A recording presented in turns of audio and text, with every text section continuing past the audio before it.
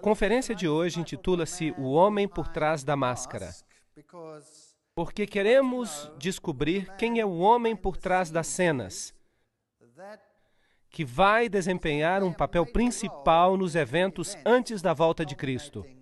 E o livro de Daniel nos dá muita informação sobre este assunto. E, de fato, o livro de Daniel, como já dissemos, funciona como uma referência para o livro de Apocalipse. E a profecia que vamos estudar hoje é uma profecia que atua como uma chave para a interpretação do livro de Apocalipse. Novamente, eu gostaria de lembrar vocês do nosso pequeno dicionário de termos proféticos. Roupas brancas são justiça, som de trombetas é um símbolo de guerra, também de juízo, prostituição significa idolatria, ser infiel a Deus, água ou oceano equivale a nações, Apocalipse 17:5. A mulher, vocês vão se lembrar, é a igreja. Sião é o povo de Deus. E hoje vamos falar sobre chifres e reis e reinos. E vamos ver por nós mesmos essas definições. E também, é claro, a rocha, que é Jesus. Há muitos textos que indicam isso. Portanto, vejamos esta visão de Daniel. É uma das visões mais espetaculares da Bíblia. Ela é realmente espantosa. Na verdade, ela é quase amedrontadora. No primeiro ano do rei Belsazar de Babilônia, assim que esta visão ocorre quase que no final do período babilônico, teve Daniel um sonho. Portanto, não foi o rei que teve um sonho desta vez, mas Daniel. E, obviamente, ele vai nos dar mais detalhes do que o rei em sua visão prévia, a qual foi como que um ABC da profecia. Teve Daniel um sonho e visões na sua cabeça quando estava na sua cama e escreveu logo o sonho. Ele vai explicar, não temos que adivinhar nada sobre isso. Daniel 7, versos 2 e 3. Eu estava olhando na minha visão da noite e eis que os 4 ventos... O que era mesmo isso? Guerra, ventos do céu agitavam o mar grande. Então havia uma guerra entre as nações. E 4 animais grandes, ou seja, reinos, diferentes uns dos outros, subiram do mar. Eles eram diferentes uns dos outros. Daniel 7, versos 2 e 3. Assim, vamos apenas ter certeza que está tudo claro. Os símbolos proféticos da Bíblia, lembram-se? O mar são povos, nações, multidões, Apocalipse 17:15. E o vento dissemos que é guerra, e bestas são reinos, Daniel 7:17. Vamos ler estes textos para que fique tudo absolutamente claro. Apocalipse 17:15. As águas que viste são povos e nações e multidões e línguas. Portanto, este é o primeiro símbolo. Vamos até Jeremias para ver o que podemos encontrar ali. Jeremias 49:36. E trareis sobre Elão os 4 ventos dos 4 cantos do céu, e os espalharei na direção de todos estes ventos, e não haverá nação onde não cheguem os fugitivos de Elão. Verso 37. E farei com que Elão tema diante dos seus inimigos. Agora, chamamos isso de paralelismo hebreu. Algo é explicado de uma maneira e depois repetido de outra. E dessa forma os símbolos são explicados. Eles se explicam a si mesmos. Portanto, os 4 ventos, os que dispersam Elão, significa que Elão temerá diante dos seus inimigos. Haverá guerra. E diante dos que procuram a sua morte, farei vir sobre eles o mal, o furor da minha ira, diz o Senhor. E enviarei sobre eles a espada, a guerra, até que venha consumi-los. Então temos aqui o paralelismo, para ver que o mar equivale às nações e o vento equivale às guerras. Daniel 7:17. Estes grandes animais são 4 computadores em Bruxelas. Não diz nada disso. Diz, estes grandes animais são 4 reis que se levantarão da terra. Portanto, 4 reinos que virão e são descritos como animais. ou bestas. 17:23. O quarto animal será o quarto reino na terra. Portanto, esta é a definição bíblica. Não podemos interpretar estes símbolos de nenhuma outra maneira a não ser como a Bíblia diz. Assim, os quatro animais são quatro reinos que se levantarão da terra. E agora podemos olhar para os reinos e descobrir para onde ir. O primeiro era como leão, mas tinha asas de águia. Enquanto eu olhava, foram-lhe arrancadas as asas, e foi levantado da terra, e foi posto em pé como homem, e foi-lhe dado um coração de homem. Daniel 7, verso 4. Agora, o primeiro reino que nós tínhamos em Daniel capítulo 2, a cabeça de ouro, Daniel a identificou como sendo Babilônia. A primeira besta que nós vemos aqui é o leão com asas de águia, que a propósito era o símbolo, um dos símbolos de Babilônia. E o que é fascinante aqui é que fizeram com que este animal ficasse em pé como um homem, e um coração de homem lhe foi dado. Este é um reino que exalta o lado humano acima de Deus. Esta é a apostasia máxima contra Deus, colocando o homem no lugar onde Deus deveria estar. E veremos, à medida que continuamos nesta série, que os eventos do fim também culminam com este mesmo assunto. O homem sendo colocado no lugar onde o divino deveria estar. Portanto, Bab-El, como eu já lhes disse, Babel, Bab é portal e El é Deus, portal de Deus, um outro caminho para Deus. Um outro caminho, outro além do caminho que foi prescrito e encontramos na Bíblia. Assim, aqui está este poder que se levantará e representa a Babilônia, em paralelo com a cabeça de ouro, 605 a 539 a.C. Vamos dar uma vista de olhos em relação ao simbolismo. Jeremias 4, verso 7. Já um leão subiu da sua ramada, e um destruidor dos gentios. Ele já partiu e saiu do teu lugar para fazer da tua terra uma desolação. O profeta está falando de Jerusalém, Israel, a fim de que as tuas cidades sejam destruídas e ninguém habite nelas. Este leão a que se refere ao reino de Nabucodonosor. Babilônia, que estava por vir, e Jeremias aplica o símbolo do leão à Babilônia. Portanto, o primeiro reino é Babilônia. Aqui está um símbolo que era usado em Babilônia. Você pode ver que o leão com asas de águia é parte desse simbolismo. Aqui está outro relevo.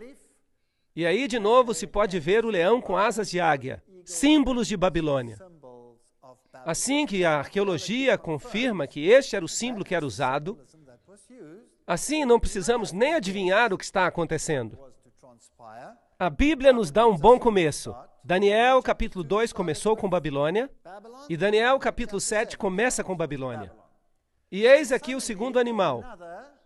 Substitua isso por outra palavra, reino, semelhante a um urso que se levantou de um lado,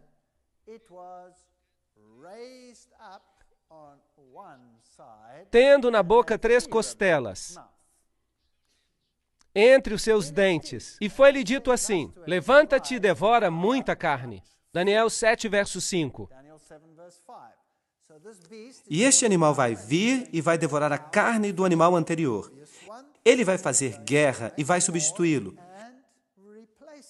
Ele tinha 3 costelas, e um lado era mais alto do que o outro. Agora, qual era o próximo reino em Daniel capítulo 2? Era a Medopérsia. Há um pouco mais de detalhes aqui. Os medos e persas eram de jugo desigual. Primeiramente, os medos foram mais proeminentes e se levantaram de um lado, e depois os persas chegaram a ser equivalentes e mesmo mais elevados, assim que não eram iguais em poder. Portanto, o animal seguinte, o reino que se levanta, seria a Medo-Pérsia. 3 costelas na sua boca. Houve 3 guerras principais associadas com as conquistas da Medo-Pérsia.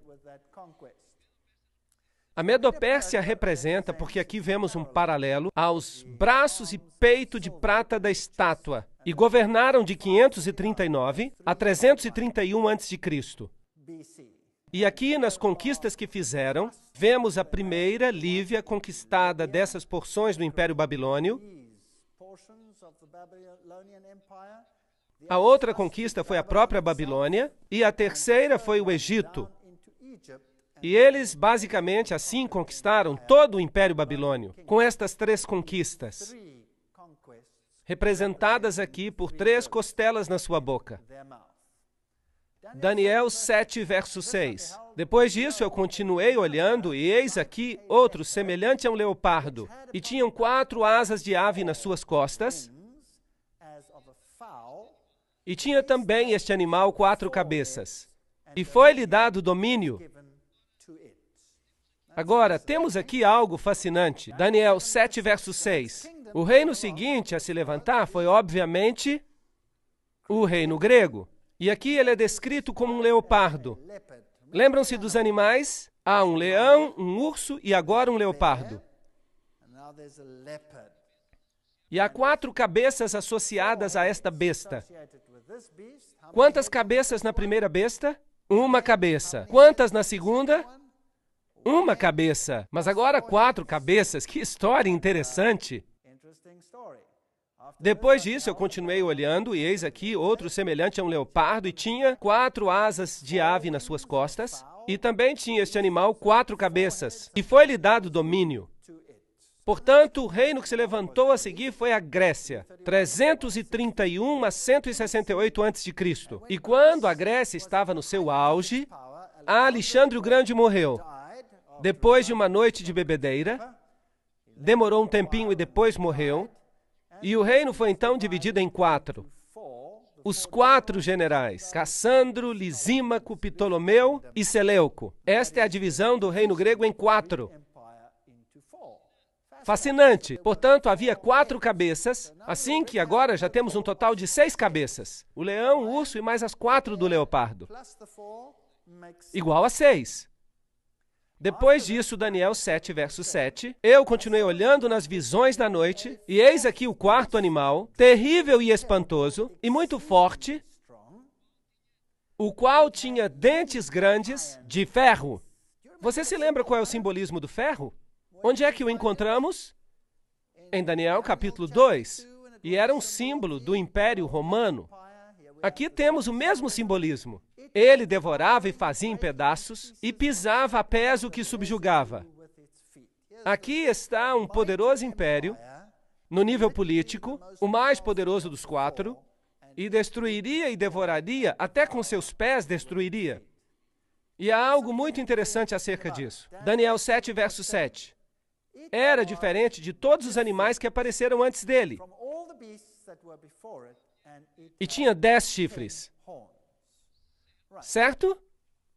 Não há um número de cabeças mencionado aqui, então presumimos que havia só uma, com 10 chifres. Assim que você conta todas as cabeças das bestas de Daniel 7, quantas cabeças nós temos? Temos 7 cabeças.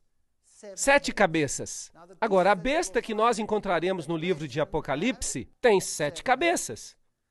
E a besta do livro de Apocalipse com as 7 cabeças também tem todos os componentes das bestas que são mencionadas aqui em Daniel. Capítulo 7. Portanto, precisamos saber que cada uma dessas cabeças e quais eram as filosofias associadas com esse período de tempo. Agora, esta besta em particular era diferente de todos os animais que apareceram diante dela. E tinha 10 chifres.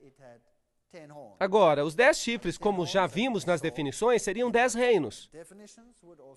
O verso 24 diz, e quanto aos 10 chifres daquele mesmo reino, se levantarão 10 reis. Portanto, de Roma se levantariam 10 reinos, e depois dele se levantará outro. Portanto, depois que os 10 tenham se levantado, depois de Roma ter sido dividida em 10, um outro se levantaria, o qual será diferente dos primeiros e abaterá 3 reis. Bem, isso é fascinante. Portanto, o quarto animal se divide em 10, mas ainda é basicamente o mesmo animal. O mesmo animal se divide em 10. E deste animal, na divisão dos 10, vem outro poder. E ele é o que adiciona um aspecto diferente. Está claro? É isso que o texto diz. Qual será diferente? Diferente dos primeiros. Portanto, Roma será diferente dos outros por causa daquela besta. E ele governará por quanto tempo? Até que veio o ancião de dias e o julgamento foi dado aos santos. Esse é um longo período de tempo. Portanto, Roma governou de 168 a.C. a 476 depois de Cristo, e depois foi dividida em 10. Quantos dedos há na profecia anterior? 10 dedos. Aqui temos os 10 novamente, divididos em 10, e outro se levantará depois deles, e ele será diferente, e o sistema permanecerá por quanto tempo? Até que venha o ancião de dias. Uau! Um longo tempo. Portanto, estamos falando de um longo período de tempo. Roma governou de 168 a.C. a 476 depois de Cristo. Então foi dividida. Assim que temos exatamente a mesma sequência. Nós temos o leão que se compara à cabeça de ouro. Depois temos o urso que se compara aos braços e peito de prata. Depois temos um leopardo de 4 cabeças que representa o quadril de bronze. E agora temos um animal terrível, que representa as pernas de ferro. E os 10 dedos, quando dividida em 10, e também será diferente por causa de um outro que se levanta depois dele. Assim que é isso que temos até agora. Daniel, capítulo 7, versículos 19 ao 23. Então tive desejo de conhecer a verdade acerca do quarto animal, que era diferente de todos os outros. Muito terrível, cujos dentes eram de ferro e as unhas de bronze. Portanto, havia um elemento de bronze nessa quarta besta. O bronze era um componente muito importante. Ora, de fato, o Império Grego foi praticamente incorporado por Roma. A filosofia grega se tornou a base do Império Romano. E, de fato, quando Roma se dividiu nas duas pernas, uma era o Império Bizantino e a outra era o Império do Ocidente. E o Império foi governado por Constantinopla. E era onde a filosofia grega abundava. A filosofia grega era a filosofia do tempo. Portanto, ali está este elemento de bronze. As unhas de bronze. E nós encontraremos, interessantemente, estas unhas outra vez mais tarde, que devorava e fazia em pedaços e pisava a pés o que sobrava. Assim que ele queria saber mais acerca deste quarto terrível animal. O quarto animal, é-nos dito no verso 23, será o quarto reino na terra, o qual será diferente de todos os reinos, e devorará que parte da terra? Toda a terra, e a pisará a pés e a fará em pedaços. Agora, Roma, na sua forma original, tomou conta do mundo inteiro? Sim ou não? Não. E a China? E o Japão? E as Filipinas? E a Austrália? E a África do Sul? E os Estados Unidos? E a América do Sul? E essas áreas? Será que Roma governou sobre todas elas? Obviamente que não. Mas lembrem-se, a profecia não diz que seria esta Roma. Roma acaba e é dividida em 10. e que outro se levantaria e governa até quando? Até que venha o ancião de dias. Assim que a profecia ainda hoje está de pé. Nesse contexto. Faz sentido? Ok. Isso é muito interessante. Portanto, aqui temos esse poderoso Império Romano. Isto é o que a Bíblia diz, que encontraríamos estes reinos e os 10 chifres se levantariam. 10 reinos. Os 10 dedos representam os 10 reinos. Desde o ano 476 até a segunda vinda de Cristo, esses poderes de alguma forma continuariam. E o pequeno, depois deles, que se levantaria mais tarde, seria o elemento diferente e governaria até que o ancião de dias chegasse. Daniel 2, verso 44, lembrem-se, está falando acerca dos 10 dedos, que são equivalentes aos 10 chifres, e diz, mas nos dias desses reis, o Deus do céu levantará um reino, que não será jamais destruído, e esse reino não passará a outro povo, e esmiuçará e consumirá todos esses reinos, mas ele mesmo subsistirá para sempre. Assim que temos um paralelo perfeito entre Daniel capítulo 2 e o capítulo 7. Agora, Daniel estava se perguntando acerca disso. No verso 8 diz, estando eu a considerar os chifres, portanto, ele estava olhando para a linha de tempo para ver quando Roma era dividida em 10 componentes. E ele está olhando para esses 10 reis que se levantam do Império Romano. Eis que entre eles subiu outro chifre pequeno. De fato, se fala de pequenez. Ele era muito pequeno. E então ficou cada vez maior. Entre eles subiu. De onde ele sobe? Dentre eles. Bem, então este chifre pequeno sobe dentre os 10. Isso é muito importante, porque este chifre pequeno é o homem por trás da máscara. E este chifre pequeno sobe dentre os 10. Portanto, os 10 reinos estão lá, e ele se levanta do meio deles. Assim, que tipo de poder é esse? Este é um poder europeu? Porque os 10 chifres que se levantaram do Império Romano Ocidental, portanto, não podemos procurar este chifre no Oriente Médio, por exemplo. Podemos? Não. Podemos procurá-lo nos Estados Unidos da América, por exemplo? Não. Onde é que podemos procurá-lo? Lá onde se espera que ele se levante. Ele tem que aparecer entre os 10. Ele tem que aparecer entre os 10. E todos os 10 estão lá quando se levanta. Repare, diante do qual 3 dos primeiros chifres foram arrancados.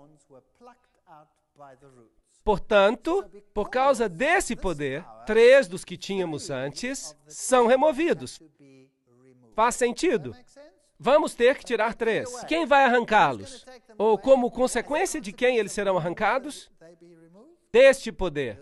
Isso é muito importante para que tenhamos isso tudo muito bem claro, porque não queremos cometer nenhum erro. E eis que neste chifre havia olhos como os de homem e uma boca que falava grandes coisas. Onde encontramos este simbolismo anteriormente? Esse simbolismo de homem. Babilônia. Lembram-se? Encontramos isso em Babilônia. Aqui há o mesmo simbolismo, neste poder. O homem se levantará outra vez, mas assim mesmo acima do Altíssimo, e tomará o lugar do Altíssimo. Esta é uma nova Babel, um outro portal para o céu. O homem exaltando a si mesmo acima do divino e falando grandes coisas. Ele está falando contra Deus. Portanto, agora temos algo da história. Ele se levanta da divisão do Império Romano. Uma vez que está dividido em 10, então só depois que ele faz a sua aparição. 3 deles são um incômodo para ele, e eles são eliminados sob a sua influência. E então ele se levanta como um cogumelo e põe o humano acima do divino. Isto é o que está escrito. Isto é o que está sendo dito aqui. E quanto aos 10 chifres, daquele mesmo reino que se levantarão, serão 10 reis, e depois dele se levantará outro. Pergunta, ele se levanta do remanescente do Império Romano ou do remanescente do Império Grego? Império Romano. Império Romano. Não se esqueçam disso. A rocha também atinge os pés. Ela atinge os pés de que império? Do grego ou do romano? Do Império Romano? Portanto, se você já sabe disso, será capaz de resolver metade dos problemas das falsas profecias que há ao redor do mundo, que dizem que o anticristo se levantará, ou melhor, que se levantou no passado, no tempo da Grécia. Não, não, não, não. A Bíblia não diz isso. A Bíblia diz que ele se levanta quando? Uma vez que Roma seja dividida nos seus componentes. Isto é o que a Bíblia diz. E governa até que venha o ancião de dias. Ele já está aqui agora? Bem, deveria estar. Claro, ele já deve estar por aqui. E alguns ainda estão esperando por ele. Para quê? Ele já está aqui. Não precisamos esperar. Deveríamos ser capazes de dizer, ali está ele. Isso é muito interessante. Portanto, ele será diferente dos primeiros. Portanto, o aspecto é diferente na quarta besta, que é feito por quem? Por ele mesmo. E por que é diferente? Ele é o responsável por serem removidos 3 reinos inteiros. Bem, vocês se lembram dos reinos, os anglo-saxões, os francos, os alemanos, os lombardos, os ostrogodos, os érulos, os burgúndios, os visigodos, os suevos e os vândalos. Havia 10 deles.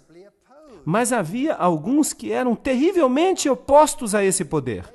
O principal deles eram os érulos, de 493 depois de Cristo. Olhem onde eles governavam. Esse povo tinha uma filosofia interessante. E esta filosofia diferia substancialmente da filosofia deste outro poder do chifre pequeno. Agora, infelizmente, nós não temos documentos históricos sobre as crenças dos érulos. Nem tampouco temos quaisquer documentos sobre as crenças dos ostrogodos. O que nós temos é um pouquinho das crenças dos vândalos. Mesmo assim, com pouca documentação religiosa. Por que não temos isso? Porque tudo foi destruído. Então, toda a informação que nós temos é de segunda mão. Aparentemente, a história nos diz hoje que esses 3 poderes que foram removidos eram de profissão ariana. Em outras palavras, que eles ensinavam que Jesus não era Deus e, portanto, eles tiveram que ser removidos. Mas, de fato, não há nenhuma evidência disso em lugar algum. Trata-se de informação de segunda mão, provida pelo poder que os destruiu. O aspecto mais interessante é que aqueles que foram destruídos tinham um evangelho diferente. Um evangelho que era derivado da Palestina e que era um reflexo muito mais verdadeiro do evangelho bíblico do que qualquer outro. E é possível que eles tivessem um cristianismo derivado diretamente da fonte original. E talvez por isso tiveram que ser removidos. É uma possibilidade bem plausível. Há bastante investigação que tem sido feita sobre isso. E eu não sou totalmente contra esta ideia. Portanto, foram destruídos em 493 depois de Cristo. Agora, se esta quarta criatura, esse novo poder, se levanta do meio deles, então ele já deveria ter se levantado antes de 493. Os que vão ser eliminados a seguir são os vândalos, 534 depois de Cristo. Eles afligiram o Império Romano e os sujeitaram uma grande parte da sua cultura religiosa do mundo bizantino e romano. Eles os subjugaram ferozmente e, portanto, finalmente os vândalos foram destruídos pelos exércitos do Império Romano Oriental.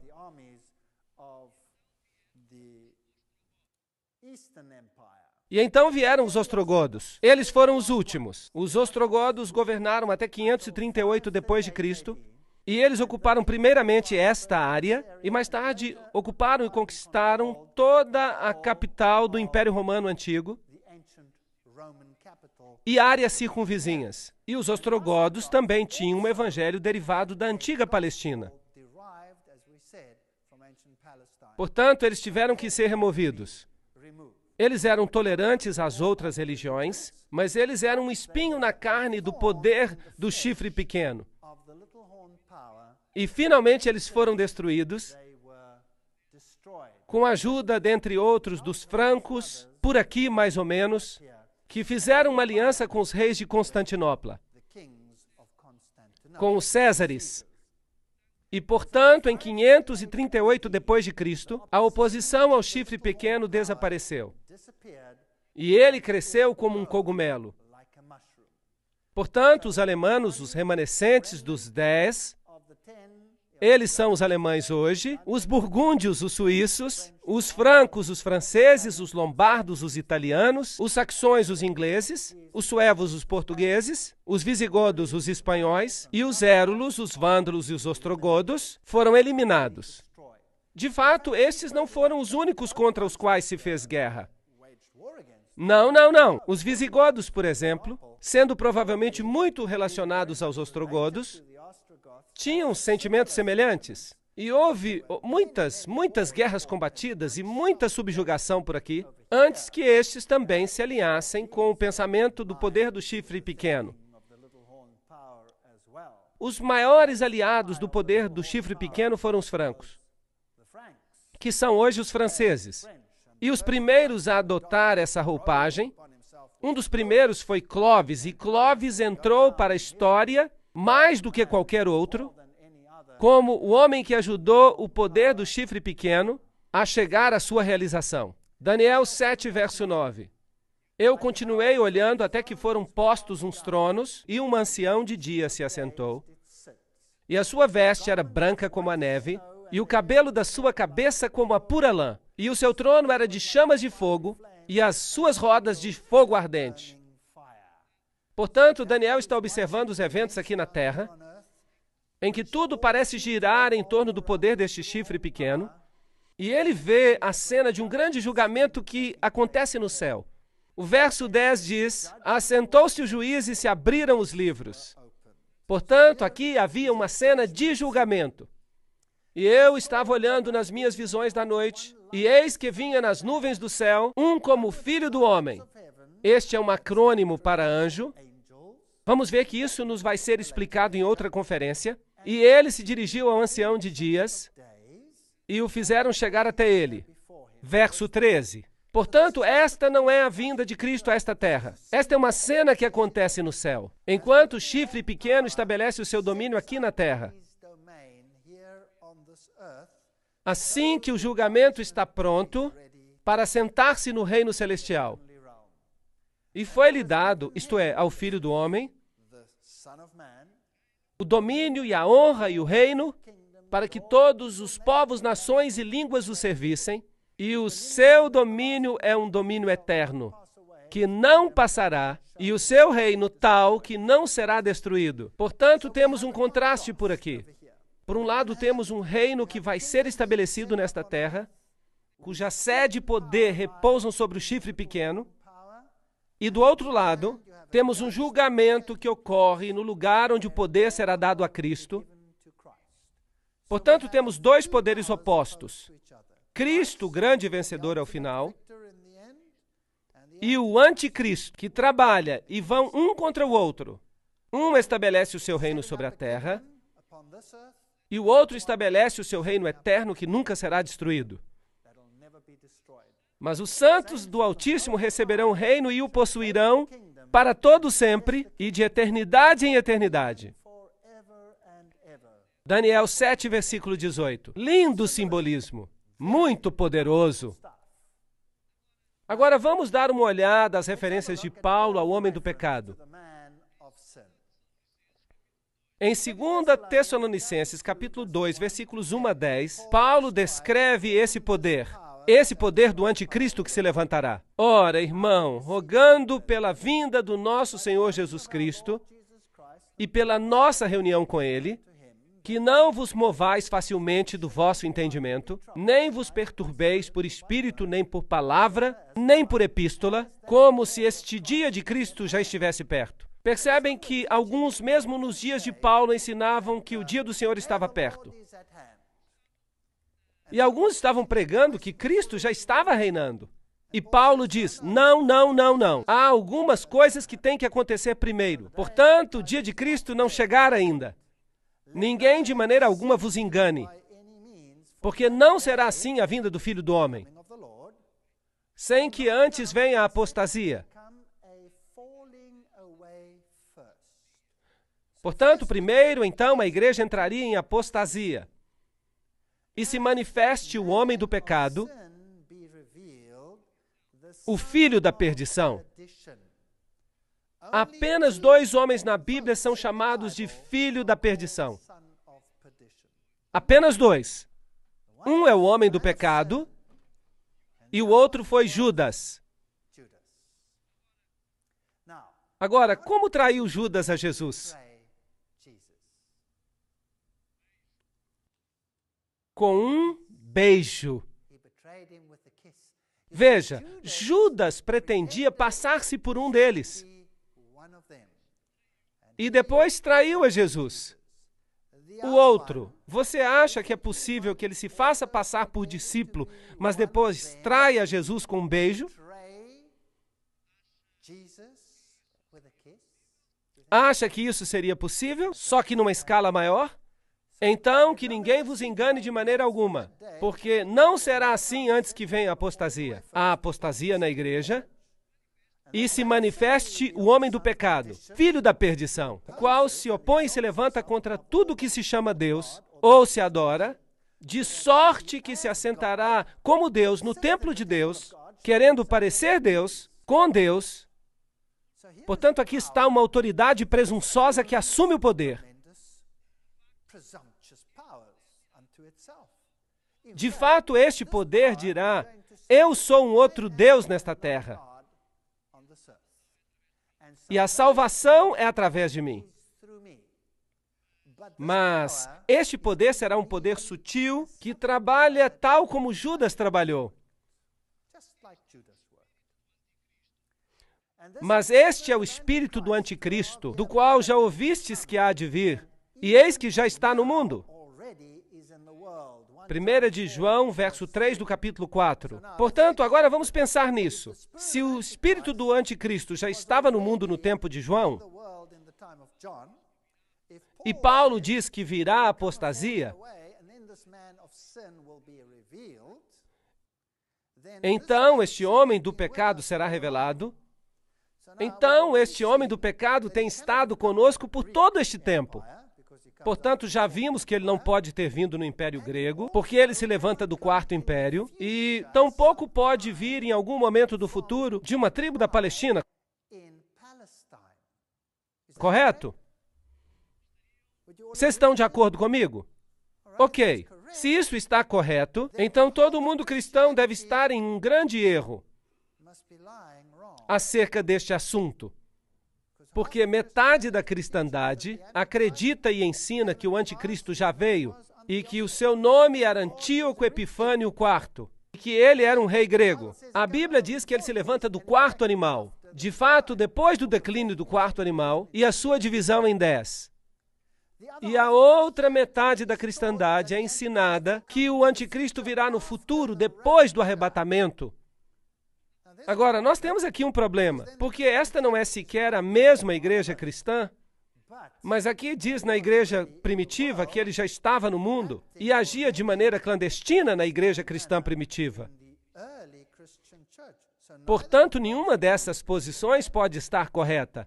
Paulo continua, não vos lembrais que estas coisas vos dizia enquanto ainda estava convosco? E agora vós sabeis o que o detém, para que a seu próprio tempo seja manifestado. Portanto, algo está detendo, impedindo que este poder se levante. Algo está detendo este poder, porque já o mistério da iniquidade opera. Portanto, este poder, este iníquo e misterioso poder, já estava operando no mundo no tempo de Paulo. Portanto, este não é um poder futuro, que virá apenas no fim dos tempos. Não, não, não. Ele tem que estar aqui. Ele já está aqui há todo este tempo. Somente há um que resiste até que do meio seja tirado. Vemos na versão Almeida Revista e Atualizada. E aguarda que somente seja afastado aquele que agora o detém. Portanto, havia um poder segurando de alguma forma este poder do chifre pequeno, para que ele não se manifeste. E Paulo lhes tinha dito quem era esse poder. Não vos lembrais que estas coisas vos dizia, mas ele não menciona isso aqui. E então será revelado o iníquo, a quem o Senhor desfará pelo sopro da sua boca e aniquilará pelo esplendor da sua vinda. Portanto, este poder será levantado quando algo que o detém seja tirado, ou algum poder que o está detendo, e este poder será destruído por ocasião da segunda vinda de Cristo. A esse cuja vinda é segundo a eficácia de Satanás, com todo o poder e sinais e prodígios e mentiras. Esta é uma história interessante. Com todo o engano da injustiça para aqueles que perecem, porque não receberam o amor da verdade para se salvarem. Será possível que este poder engane a todo mundo quando eles aceitam um evangelho que é baseado em valores humanos e não em valores divinos? Em critérios humanos e não em critérios divinos? Será que isso é possível? Aqui nós temos um ponto em que Paulo, estamos lendo Romanismo e Reforma de Gratian. Paulo afirma a existência de conhecimento na igreja primitiva. A igreja primitiva sabia, diz ele, qual era o obstáculo. A igreja primitiva nos diz o que ela sabia sobre isso. E ninguém pode se colocar hoje numa posição de contradizer esse testemunho, que Paulo tinha pela palavra da boca somente, dito aos Tessalonicenses. Isto é um ponto em que só a tradição antiga pode ter autoridade. A especulação moderna não tem qualquer relevância nesse assunto. Hoje as pessoas estão dizendo, bem, o que poderia tê-lo detido? Talvez fosse o Espírito Santo. Por que haveria de ser o Espírito Santo? Havia um poder a detê-lo. E quando este poder é removido, o anticristo se levanta e permanecerá até que o Senhor venha. Então, o que os pais da igreja sabiam e que Paulo lhes disse verbalmente? Ele lhes disse, mas não escreveu. Bem, vamos ver o que dizem os pais da igreja primitiva. Tertuliano, o apologista cristão de 200 depois de Cristo, em A Ressurreição, diz: ele que resiste deve resistir até que do meio seja tirado. Que obstáculo está lá senão o Estado romano? A queda do qual, dividido em 10 reinos, deve então introduzir o anticristo. Portanto, isto era o que os pais da igreja cristã primitiva acreditavam, que quando Roma se for, então o anticristo será revelado. Será que isso é bíblico segundo Daniel capítulo 7? Absolutamente. Quando Roma se divide em 10 e quando o Estado romano desaparece, o anticristo será revelado. E isto é o que criam os pais da igreja cristã primitiva. Está outro, João Crisóstomo, um sermão sobre 2 Tessalonicenses 2. Ele foi bispo em Constantinopla em 390 e diz: há somente um que impede agora até que seja tirado do caminho, que é quando o Império Romano é tirado do caminho. Então ele virá, o anticristo. Aqui temos outros. Edward Elliot, que escreve um comentário sobre Apocalipse em 1862 e diz: nós temos um testemunho concordante com os primeiros pais, Irineu e dos discípulos de São João, dizendo a Crisóstomo e Jerônimo, quanto a como isto era entendido, acerca do poder imperial que governava e residia em Roma. Assim, isto é uma verdade bem simples. Quando Roma cai, o anticristo vem. Enquanto os Césares mantiveram o poder imperial, era impossível para o anticristo levantar-se. Na queda dos Césares, ele se levantou. Há uma outra fonte. Paulo não identificou o poder repressor porque ele sabia que era Roma e evitou as represálias. Lembrem-se que a igreja cristã estava sendo perseguida por Roma. Uma outra citação. Portanto, Paulo não diz: quando Roma cair, ele virá. Porque se ele tivesse dito isso publicamente, ou escrito, quando Roma cair, ele virá, ele teria entrado num grande problema e a igreja seria perseguida. Portanto, a igreja primitiva acreditava que quando Roma caísse, o anticristo se levantaria. Daniel 7 diz: ele se levantará quando Roma for dividida em 10. Então ele se levantará. Portanto, este é o critério bíblico acerca de quando o anticristo começa a governar.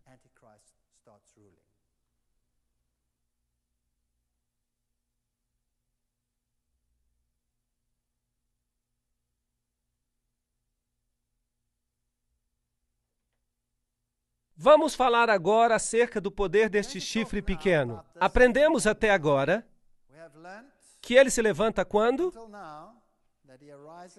Quando Roma é dividida. Aprendemos que ele vem dessa divisão e que se levanta dentre os 10 chifres. E aprendemos que será diferente dos primeiros. Daniel 7:24. E que este poder estará conosco até que Jesus venha. Isto significa que ele já se levantou e está entre nós hoje. Vamos dar uma olhada nos atributos que Daniel diz que o chifre pequeno terá. Primeiro, ele se levanta da quarta besta. Daniel 7, 7 e 8. Estão todos de acordo com isto? Ele se levanta de Roma. E é de lá que se levanta. Ele é um poder romano. Número 2. Ele se levanta do meio dos 10 chifres. Estando eu a considerar os 10 chifres, eis que do meio deles surgiu um chifre pequeno. Portanto, ele tem que surgir do Império Romano Ocidental. Ele é um poder europeu. Não é nenhum outro poder desta terra.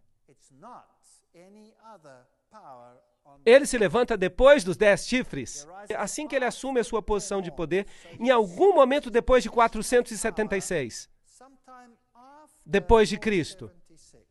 E depois deles, se levantará outro. É o que diz o verso 24. Ele é diferente dos outros, o qual será diferente dos primeiros. Verso 24. Este é o quarto critério. Aqui está um outro critério. Ele se torna mais robusto do que os outros, mais robusto do que os seus companheiros. Verso 20. Aqui está um poder que se torna mais grandioso do que qualquer outro reino. E sabem de uma coisa? Não é difícil ver o que a Bíblia está dizendo. Incômodo, talvez, mas não é difícil. Ele arranca 3 reinos, diante dos quais caíram 3. Verso 20. Ele tem olhos como de homens e fala grandes coisas contra o Altíssimo. Verso 25. Portanto, ele se exalta a uma posição onde Deus deveria estar. Primeiro, ele substituiu os preceitos divinos por preceitos humanos. Então, traça um caminho para o céu através do qual, pelo poder do homem, e não pelo poder de Deus, se atinge. Este é um assunto muito, muito sério. E ele fala grandes coisas contra o Altíssimo. Vamos ter que dar uma olhada nisto também. E depois ele fará guerra contra os santos. Destruirá os santos. Verso 25. Portanto, este poder deve ter sido um poder perseguidor, que lutavam contra aqueles que diziam que a salvação é através do poder de Deus, unicamente. E então, um outro critério. Ele mudará tempos e leis. Verso 25. Cuidará em mudar os tempos e a lei. Isto é fascinante. Agora, que tempos e leis você acha que Deus estaria preocupado em ver mudados? Deus estaria preocupado com as pequenas e tolas leis humanas? Não. Ele deve estar preocupado com uma modificação da lei divina. E os tempos que deveriam ser mudados seriam tempos que Deus estabeleceu. Por exemplo, Deus estabeleceu o tempo porque foi tarde de manhã o primeiro dia, foi tarde de manhã o segundo dia. De uma tarde à outra, eram medidos os dias anteriormente. Então havia festas e festivais e tempos que foram estabelecidos. Será que esse poder mudou tudo isto? Fascinante. Este é o 9º critério dado no livro de Daniel. Daniel é muito preciso. E ele governará e serão entregues em suas mãos por um tempo, tempos e metade de um tempo. Tempo, tempos e metade de um tempo. 3 anos e meio profético. Vamos falar sobre isso. Fascinante. O verso 25. E devorará toda a terra. O quarto animal, o qual será diferente, devorará toda a terra. A sua característica diferente devorará toda a terra. E a pisará a pés e a fará em pedaços. Será que isso inclui os Estados Unidos? Que neste momento possa haver alguém controlando os Estados Unidos? Os poderosos Estados Unidos? Que dizer da poderosa Rússia? Ou de qualquer outra nação poderosa? Talvez a China? Vocês acham que podem estar sendo controlados por mais alguém neste momento? E isso vai existir até o fim, até que venha o ancião de dias, no verso 22. Agora, eu não estou inventando essas coisas, isso está no livro de Daniel. Vocês podem pegar o livro de Daniel e lerem vocês mesmos. Agora, o critério final. O seu reino será tirado no fim dos tempos. E o juízo será estabelecido e eles tirarão o seu domínio para o destruir e para o desfazer até o fim. A Bíblia diz que ele será destruído pelo esplendor da vinda do Filho do Senhor. Portanto, nenhum poder terrestre tirará o seu poder. O próprio Deus vai intervir. 13 critérios. Há apenas um poder no mundo inteiro que historicamente e de qualquer outra forma se possa qualificar. É uma situação bem lamentável. Agora, eu não quero entristecer ou enfurecer a ninguém aqui, e eu não quero ferir os sentimentos de ninguém. Mas o fato é que este poder é tão claramente identificado que até eu mesmo, que fazia parte desse poder, tive que renunciar a ele e deixá-lo. Eu também fui afetado. Eu fiquei muito chocado e estive, de fato, até fisicamente doente quando eu descobri isto.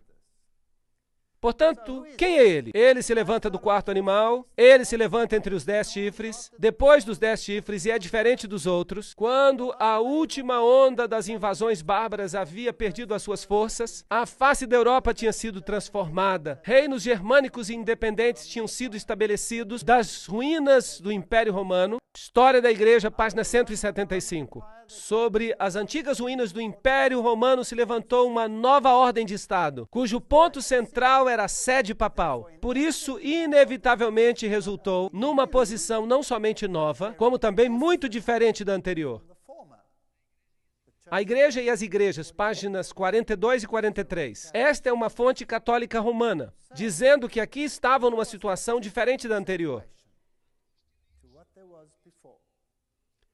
Há duas teorias sobre o anticristo no mundo hoje, que são ensinadas por todas as igrejas do mundo. Quase. Uma é a de Rivera e outra é a de Alcázar. Agora, o que essas teorias ensinam? Elas ensinam preterismo e futurismo. O preterismo ensina que o anticristo veio no passado, no tempo dos gregos, e o futurismo ensina que ele virá no futuro, depois da igreja cristã ter sido arrebatada. E nenhuma das duas doutrinas é bíblica, porque as duas violam Daniel capítulo 7, Daniel capítulo 8 e todo o livro de Apocalipse. Elas violam cada pequeno princípio bíblico, todas elas. E quem era Rivera e quem era Alcázar? Bem, os dois eram jesuítas. Portanto, essas são doutrinas estabelecidas no mundo, depois da Reforma, pela própria Igreja Romana, para tirar a ênfase do papado e pôr em duas direções diferentes. O historiador C.C. Ecker disse: quando o Império Romano tinha desintegrado toda a sua estrutura e o seu lugar tinha sido tomado por um número de rudes reinos bárbaros, a Igreja Católica Romana não somente se tornou independente do Estado em assuntos religiosos, como também dominou os assuntos seculares, o papado e os assuntos mundiais, página 1. Portanto, aqui estava um chifre, um reino que se tornou mais robusto do que os outros e os dominou, correto? O historiador Thomas Hobbes diz: se alguém considerar o domínio mundial, perceberá que o papado não é outro senão o fantasma do falecido Império Romano, sentado e coroado sobre a tumba do mesmo. Ok. Portanto, Roma, na verdade, não se foi. Ela é chamada de Igreja Católica Romana. Certo? Portanto, Roma não se foi totalmente, de fato. Leviatã, página 457. Será diferente dos primeiros. Nós vemos que é isto que Roma diz. Sim, nós somos diferentes, pois agora somos um poder religioso que exerce influência política. Mais robusto do que os seus companheiros. Daniel 7:20. Ele seria mais poderoso do que os outros reis. Os reis da Europa curvaram-se ao papado? Sim. Algumas vezes sim, outras vezes não. E se não, eles eram finalmente subjugados e tinham que se curvar. Se não, eles tinham que finalmente vir, como Frederico da Alemanha, que teve que ficar descalço, na neve, à espera de uma prorrogação para ter o seu reino de volta. Nos Concílios Sacrossantos, volume 13, Roma diz: nós definimos que a Santa Sé Católica e o Pontífice Romano têm a primazia sobre que parte do mundo? Todo o mundo. Interessante. O vigário do encarnado Filho de Deus, sumo sacerdote ungido e supremo governador temporal, o Papa, sentou-se no seu tribunal para julgar imparcialmente nação e nação, povo e príncipe, soberanos e súditos. Cardeal Henry Manning em O Poder Temporal do Vigário de Cristo. Portanto, será que eles afirmam que estão controlando todos os outros reinos? Sim ou não? Sim, eles mesmos alegam isto. As chaves deste sangue, João Paulo II versus Rússia e o Ocidente para controlar a nova ordem mundial. Mahaki Martimer é professor pontífice na Universidade Gregoriana, em Roma, e ele está dizendo isso, não eu. Arrancou 3 reinos, então tive o desejo de conhecer a verdade sobre o quarto animal que era diferente de todos os outros, e também a respeito dos 10 chifres que tinha na cabeça, e do outro que subiu, e diante do qual caíram 3. Daniel 7, 19 e 20. Sim, Roma alega que os 3 foram arrancados porque eram arianos, que eles não acreditavam que Cristo fosse Deus, que é um dos ensinamentos de Roma. Mas veremos que este é apenas um elemento esotérico de Roma. Que há outro ensinamento de Roma que é chamado de esotérico, que é um ensinamento ocultista e que diz algo completamente diferente. Mas isso será o tema de outra conferência. Ele tinha olhos como de homem e falava grandes palavras contra o Altíssimo. Aqui temos um sistema que se coloca acima de Deus e que fala contra o Altíssimo e destrói os santos. E foi-lhe dada uma boca para proferir grandes coisas e blasfêmias, diz Apocalipse 13, 5. E o que é uma blasfêmia? E foi-lhe permitido fazer guerra aos santos e vencê-los. Será que a igreja romana fez isto? Absolutamente. Daniel 7, 25. E proferirá palavras contra o Altíssimo, e destruirá os santos do Altíssimo, e cuidará em mudar os tempos e a lei. E é claro, não se pode mudar a lei de Deus, isso é apenas o que ele pensa poder fazer. E eles serão entregues na sua mão por um tempo, tempos e metade de um tempo. Vamos ter que ver isso em detalhes. Vejamos primeiro a definição bíblica de blasfêmia. E veremos se Roma cumpre os requisitos. Bem, nós encontramos em João capítulo 10, verso 30 a 33, eu e o Pai somos um. Disse Jesus. Jesus diz que é Deus.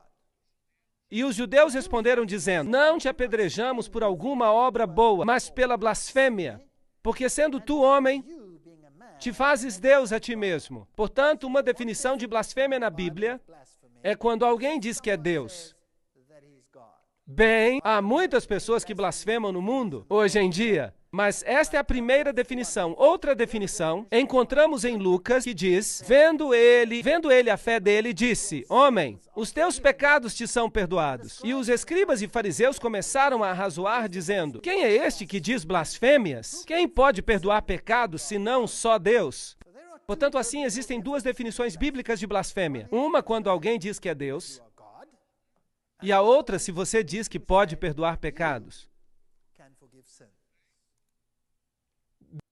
Bem, o que diz Roma? Aqui temos o artigo da Enciclopédia Católica, volume 12, acerca do Papa que diz, esta autoridade judicial incluirá mesmo o poder para perdoar pecados. Portanto, Roma diz que pode perdoar pecados. O sacerdote católico, página 78, diz, busque onde você desejar, no céu e na terra, e você encontrará um ser criado que pode perdoar pecados, que pode libertá-lo das cadeias do inferno. Este ser extraordinário é o Padre católico. Interessante. Tu és um sacerdote para sempre, diz o bispo ordenado. Ele já não é um homem pecaminoso, filho de Adão, mas um alter Christus, um outro Cristo. no lugar de Cristo. No lugar de, em grego, é anticristos. Anticristo. No lugar de Cristo. Para sempre um sacerdote do Santíssimo, com poder acima do poder do Todo-Poderoso. Agora, isto é pesado. Dizer que você tem mais poder do que Deus. O Papa não é somente o representante de Jesus Cristo, mas ele é o próprio Jesus Cristo, ocultado sob o véu da carne. O Nacional Católico, julho de 1985. Portanto, Roma sempre alegou estar na posição de Deus.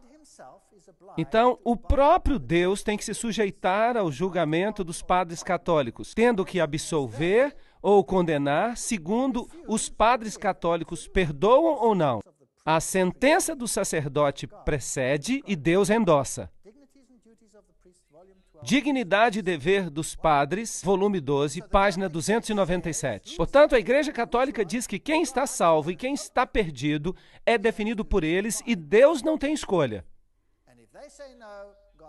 E se eles dizem que não, Deus não pode dizer que sim. Portanto, quem é mais poderoso? Eles são. Será que isso é blasfêmia? Sim ou não? Isto é uma blasfêmia da mais alta ordem. O cardeal Bellarmino diz que todos os nomes que são aplicados a Cristo, pela virtude do qual se diz que ele está estabelecido acima da Igreja, todos esses mesmos nomes são aplicados ao Papa. Isto significa que ele assume o lugar de Deus. Portanto, ele cumpre este requisito. Dado em Roma, de nosso palácio, 10 de fevereiro de 1817, a 14ª jurisdição do Santíssimo Pontífice, Pai em Cristo e Nosso Senhor Deus, Papa Leão XII. Portanto, o Papa tem se coroado a si mesmo como Deus. Nós temos sobre esta terra lugar do Deus Todo-Poderoso. Grandes cartas e encíclicas do Papa Leão. Vocês sabiam que hoje, quando o Papa escreve uma encíclica, sempre assina, o Papa João Paulo II, por exemplo, fazia isso, dado por nós em letras maiúsculas, em nosso, letra maiúscula, pontificado. Interessante, porque Deus disse, façamos o homem à nossa imagem, em maiúscula. Portanto, o Papa toma a prerrogativa e até os dias de hoje, ele alega ser e ter o poder de Deus. Assim que Roma cumpre este requisito, o Sacrosanto Concílio, nós decidimos que a Santa Sé Apostólica e Pontífice Romana detém a primazia sobre o mundo inteiro. Agora, esse poder tomaria finalmente o controle do mundo inteiro. Será que Roma controla mesmo o mundo inteiro? Você realmente acredita nisso? Você acha que isso é possível? Bem, vamos ter uma próxima conferência sobre as sociedades secretas. Eu não a perderia se fosse você. Tomás de Aquino escreveu O Poder Secular, que é um grande filósofo católico citado mais de uma vez por João Paulo II, mais do que qualquer outro filósofo da Igreja Católica. Ele escreve, o poder secular é sujeito ao poder espiritual, assim como o corpo é sujeito à alma, e, portanto, não é usurpação de autoridade que o prelado espiritual interfira em coisas materiais, concernente àquelas questões em que o poder secular está sujeito a ele. Portanto, todo mundo está sujeito a Roma. O Concílio de Trento declarou, todo o domínio temporal é dele. O domínio, a jurisdição e o governo da terra inteira, tudo isso é seu por direito divino. Todos os soberanos da terra são seus súditos e devem se submeter a ele. Isso foi o Concílio de Trento. Isso foi o que determinou o ataque da Reforma. Aqui temos uma senhorita que disse, Jesus disse, eu sou o bom pastor. E essa senhorita disse, é como estar com Deus. Quando viu João Paulo II, ela destruiria os santos. E lhe foi permitido fazer guerra aos santos e vencê-los. Bem, novamente Tomás de Aquino disse que hereges convictos deveriam ser condenados à morte, tão certamente quanto outros criminosos. A Igreja Católica, ela respeita a consciência e a liberdade, mas não obstante, quando confrontada pela heresia, ela tem que recorrer à força, à punição corporal, à tortura. Ela acendeu na Itália as piras funerárias da Inquisição. Um professor católico, Alfred Ballard, em A Igreja Católica, Renascença e Protestantismo. Sim, ela o admite. Aqui está, La Chiesa del Rezo, a sede dos jesuítas. Aqui está o juramento que é feito pelos jesuítas. Basicamente diz que se podem livrar de qualquer rei herege no mundo inteiro, de qualquer estado livre e soberano, ou governo que não queira se submeter ao papado. E qualquer pessoa que não se submeta à autoridade do pontífice romano pode ser seguramente destruída. Portanto, a igreja governou como uma mulher governando sobre reis, que é como ela se descreve a si mesma, através da história.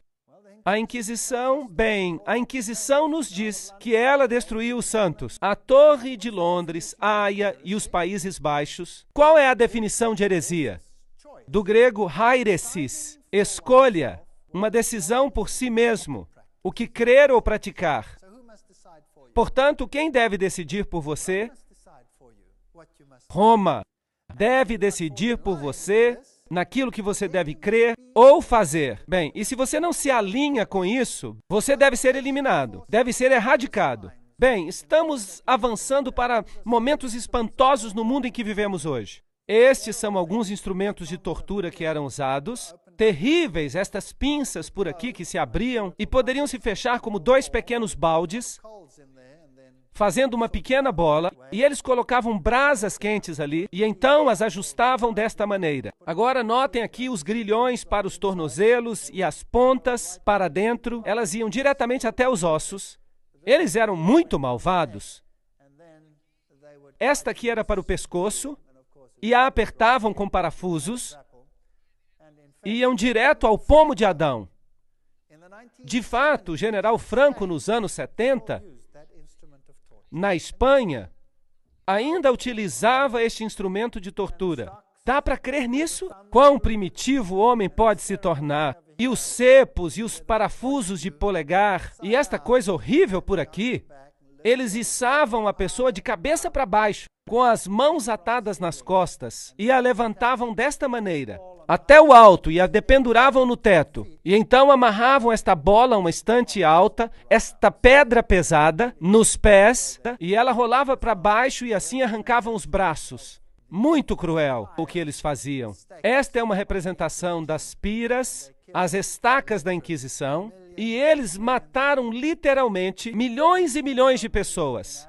Este é um famoso monumento na África, para onde os franceses huguenotes escaparam, depois do grande massacre em que os huguenotes foram massacrados. O massacre de São Bartolomeu. E eles se descreveram como uma mulher, uma igreja que escapava com a Bíblia em sua mão. E aqui as cadeias de Roma arrancadas. Bem, eu tenho algumas novidades para vocês. E cada outra mulher do planeta, falando de igrejas, está mais uma vez em cadeias. Muda os tempos e a lei. Cuidará em mudar os tempos e a lei. Daniel 7:25. Alega o Papa ter mudado a lei de Deus? Absolutamente. Decretal de translatio episcopi. O Papa tem poder para mudar tempos, para abolir as leis e prescindir de todas as coisas, até mesmo dos preceitos de Cristo. Será que isso é arrogância da mais alta ordem? Portanto, eles dizem que podem mudar essas coisas. Será que o Papa mudou os tempos? Certamente que o fez. Qual é o calendário que nós usamos no mundo hoje? Quem sabe? Utilizamos o calendário gregoriano. Quem foi Gregório? Foi um papa. E foram os tempos mudados? Sim. Por autoridade de quem? Dos astrônomos jesuítas. E o que eles mudaram? Eles mudaram a Páscoa. Eles mudaram a Páscoa para que ela tivesse conformidade com a festa de Ishtar. E, de fato, em inglês, ainda se chama assim, Easter, Ishtar. E é por isso que a paz, como se chamava a Páscoa entre os cristãos primitivos, ela era na lua nova e a Páscoa hebraica deveria acontecer em qualquer dia da semana. Agora que o Papa mudou isso e se seguiu o simbolismo dos saduceus, que se reuniam em Alexandria, segundo ensinamentos ocultos, a Páscoa só cai no domingo, por causa da festa de Ishtar, e nunca coincide com a Páscoa original. É possível, com o calendário que tem, em algum momento da história, que ela possa coincidir com a Páscoa original. E então, que decreto faz o papado? Se ocorre a festa no dia da Páscoa original, então o Papa muda a festa em uma semana para que ela caia num domingo. Portanto, ele mudou os tempos e as festas, definitivamente. Também, desde esses tempos, nós estamos celebrando o dia de meia-noite a meia-noite, e não de pôr do sol a pôr do sol. Então, ela revogou a lei e prescindiu de todas as coisas, até mesmo dos preceitos de Cristo. O Papa pode modificar a lei divina. Pronta a biblioteca. Quem te dá direito, Senhor Papa, para mudar a lei de Deus? Os 10 mandamentos, como originalmente dados por Deus, nas primeiras tábuas, não terás outros deuses diante de mim. Então, depois há este grande mandamento que não devemos nos encurvar aos ídolos. E depois, tu não deves tomar o nome do Senhor teu Deus em vão. E o mandamento do sábado é proeminente. E então temos os mandamentos que ditam o relacionamento entre o homem e o próximo. Honra teu pai e a tua mãe, não matarás, não adulterarás, não furtarás, não dirás falso testemunho e não cobiçarás. Aqui estão os mandamentos como estão na Bíblia. Mas se você pegar o catecismo católico, verá que o segundo mandamento foi removido. Não terás outros deuses, ou seja, não farás.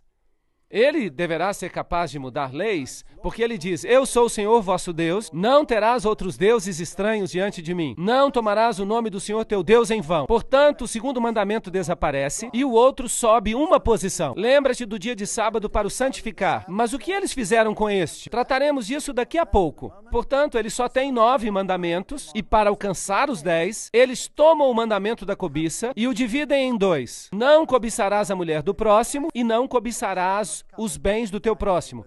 Fascinante. Lembrem-se que este aqui diz, não cobiçarás a casa do teu próximo, não cobiçarás a mulher do teu próximo.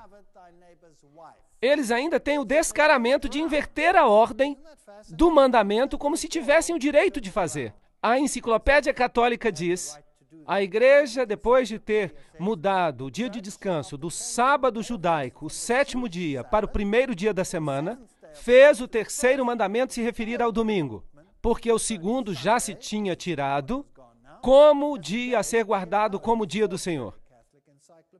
Então eles mudaram os tempos, mudaram até o dia de adoração, que era o 7º dia, e foi transferido para o primeiro dia da semana. Mateus 5,17 diz, não penseis que eu vim destruir a lei ou os profetas. Eu não vim para destruir, mas para cumprir, para viver esses preceitos. Aqui está o Catequismo do Converso, da Doutrina Católica, página 50. Ele diz, pergunta, qual é o 7º dia? Resposta, o sábado é o 7º dia. A Igreja Católica está bem ciente disso, todos eles sabem. Pergunta, por que nós observamos o domingo em vez do sábado? Resposta, nós observamos o domingo em vez do sábado porque a Igreja Católica, no Concílio de Laodiceia, transferiu a solenidade do sábado para o domingo. Assim, ela mudou os tempos e as leis. Sim ou não? Sim, ela mudou. Tempos, tempo e metade de um tempo. A que isso se refere? Os santos seriam entregues em suas mãos por um tempo, tempos e metade de um tempo. Se você tem uma Bíblia moderna, ela dirá 3 anos e meio. Agora, um ano profético é diferente de um ano literal. Um ano em sentido profético tinha 360 dias, porque o ano hebraico tinha 360 dias.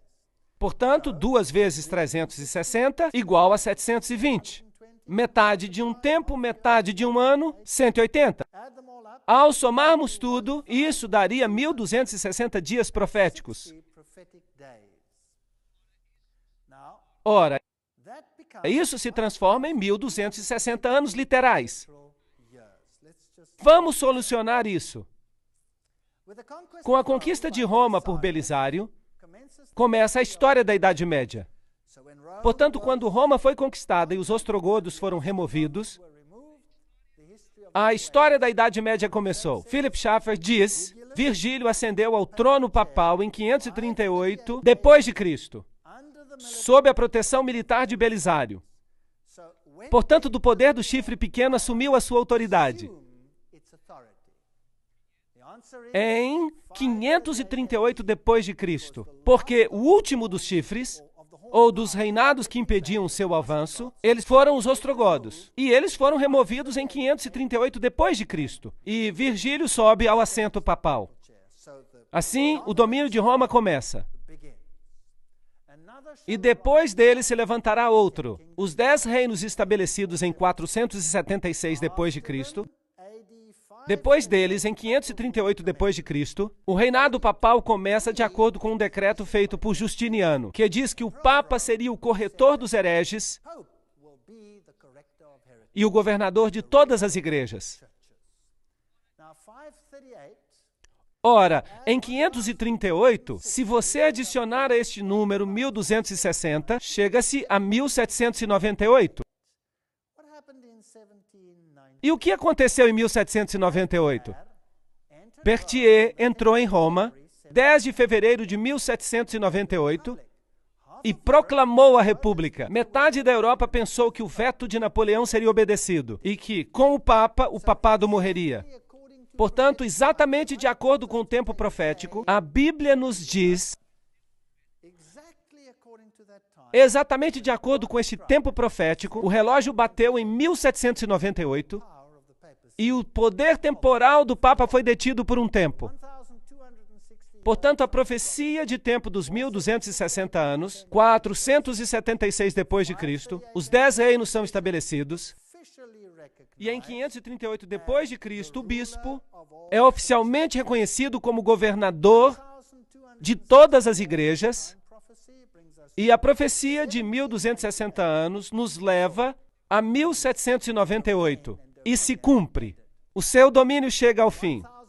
1260 anos estavam baseados em 1260 dias, que é o mesmo que dizer 3 anos e meio proféticos, é o mesmo que 42 meses. 42 vezes 30, esse era o mês bíblico. 42 vezes 30 também são 1260. Agora, em Apocalipse 12, nós lemos 1260 dias.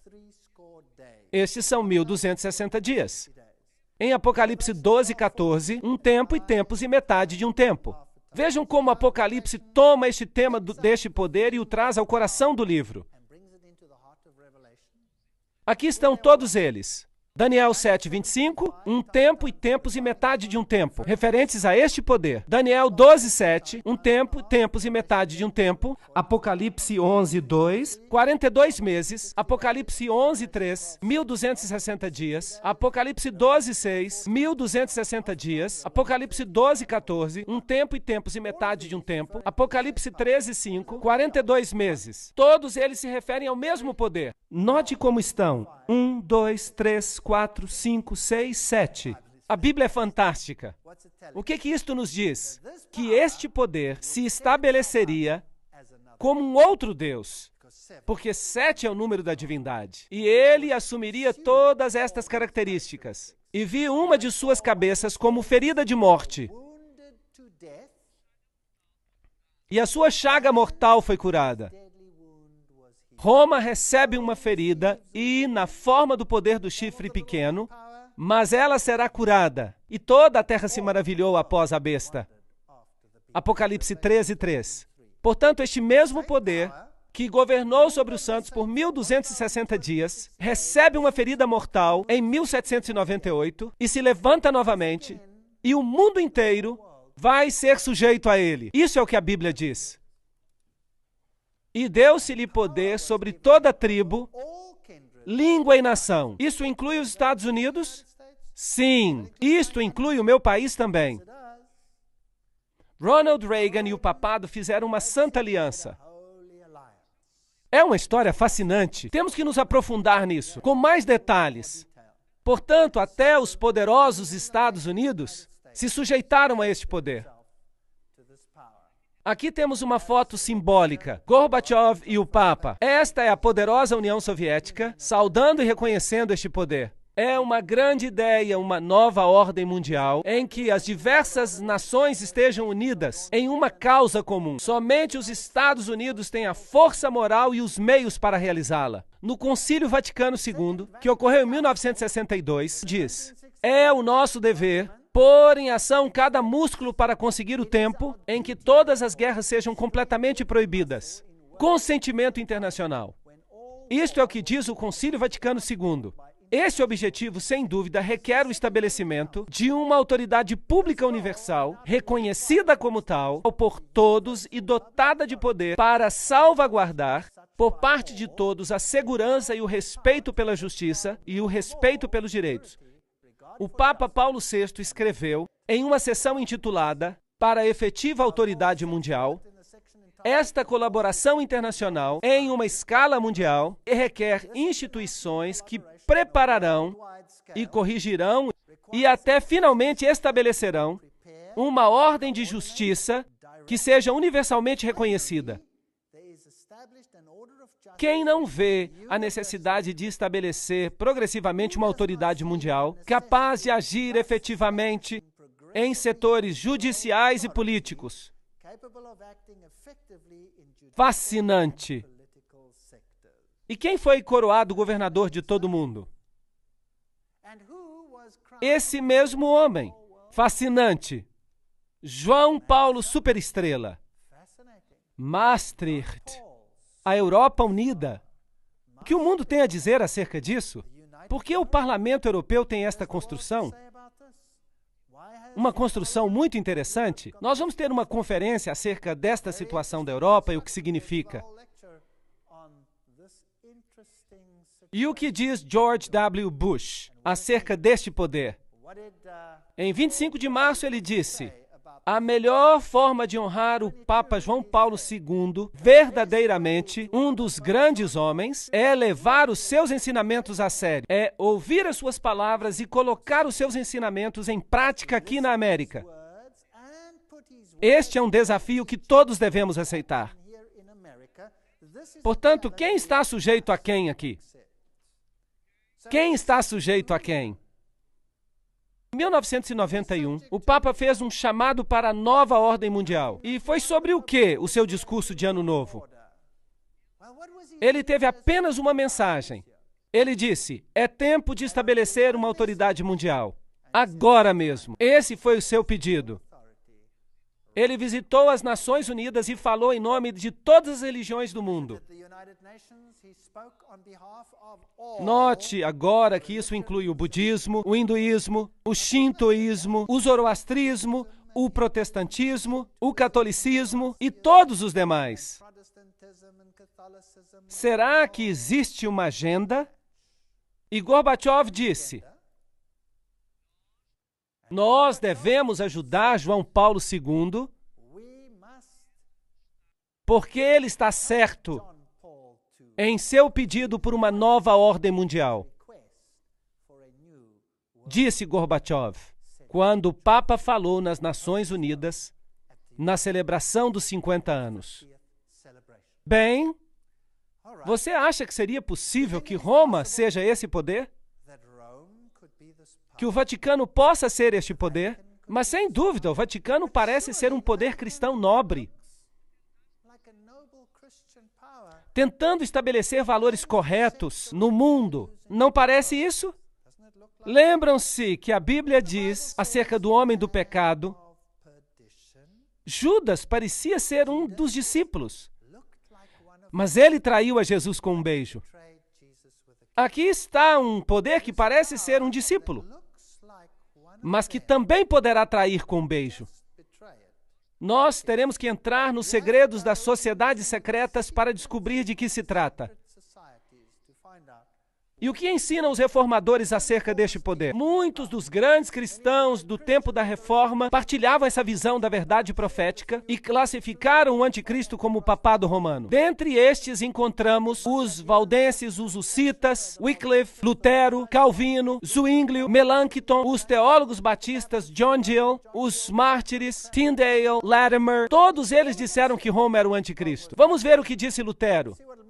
Eu sei que o Papa é o anticristo e o seu assento é o do próprio Satanás. O papado forma uma perseguição geral sob o poder do pontífice romano, com o propósito de fazer cair e destruir as almas. Esta é uma declaração bem direta. O que disse Calvino, João Calvino? Nós chamamos o pontífice romano de anticristo. Interessante. O que disse John Wesley? Ele é o significado da expressão o homem do pecado, que aumenta toda maneira de pecado acima de qualquer medida. É isso que disseram os reformadores. E João Knox disse que o Papa deve ser reconhecido como o verdadeiro anticristo. Bem, os reformadores não querem que ninguém se esqueça. Portanto, em Nuremberg, a sede do protestantismo, na Câmara da cidade, eles tinham uma escultura representada sobre as suas portas.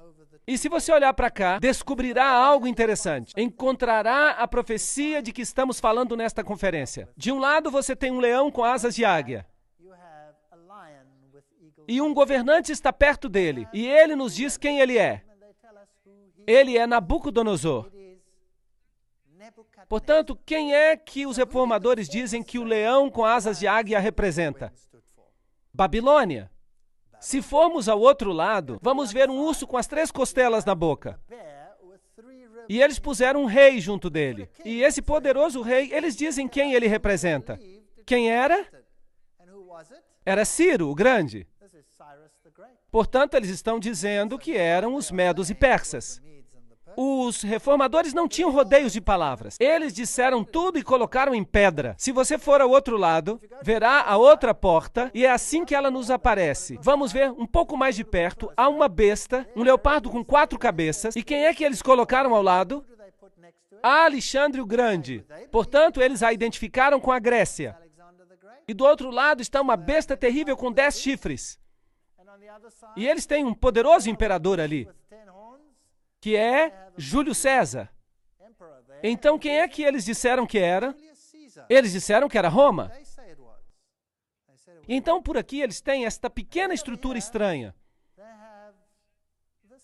que surge entre eles, e ela tem a face de um homem, e tem uma pequena coroa. E não deixaram mistério sobre a identidade desta besta. Disseram que era Roma. Quem é que ainda ensina isto hoje? Ninguém.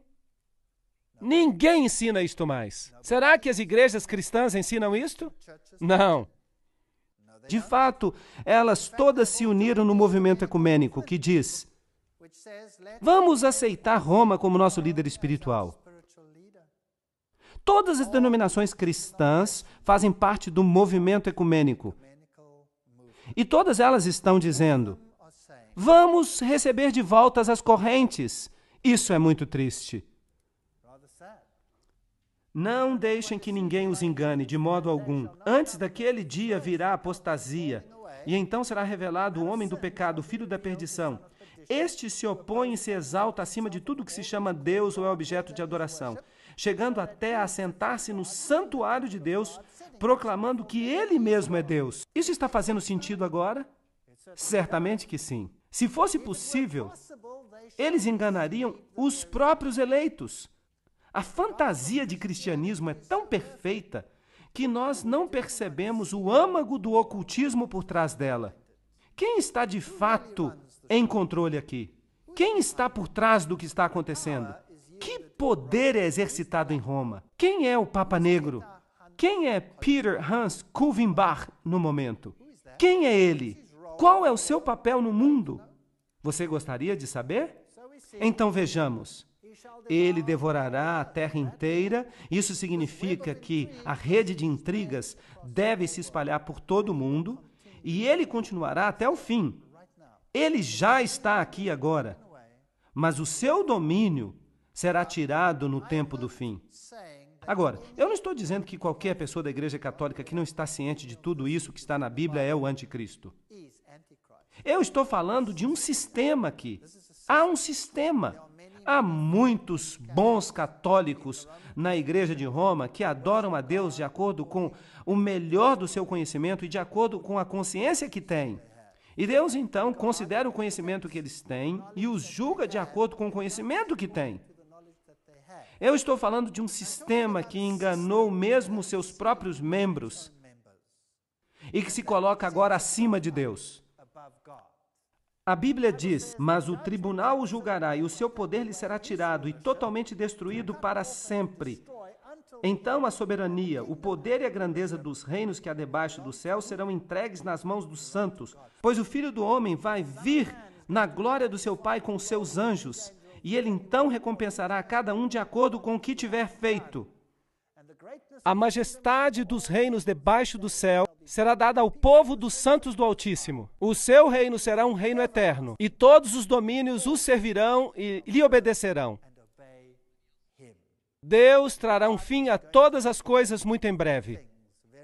E para descobrir a intriga que está por detrás das intrigas, eu os convido a assistir às próximas conferências. Mesmo que você tenha ficado triste com esta conferência, é muito importante que assista às próximas conferências, porque todo este plano será revelado. À medida que avancemos no livro de Apocalipse, que o Senhor seja com você e te ajude e te guie.